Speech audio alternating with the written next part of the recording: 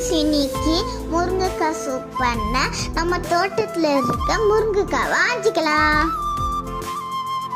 இந்த மாதிரி குட்டி குட்டியா கட் பண்ணி நல்லா கழுவிக்கலாம்.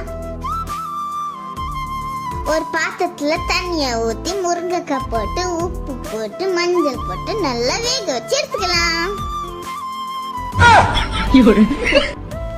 முருங்கைக்காய் நல்லா வெந்துருச்சு. இந்த மாதிரி ஸ்பூனால இந்த பல்ப் எடுத்துக்கலாம். எல்லாத்தையும் எடுத்தாச்சு.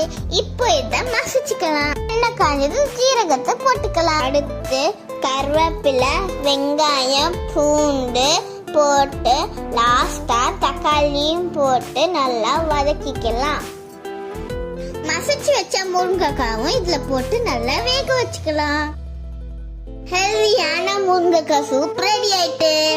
சூப்பரா இருக்கு. நீங்களும் செஞ்சு பாருங்க. Bye friends.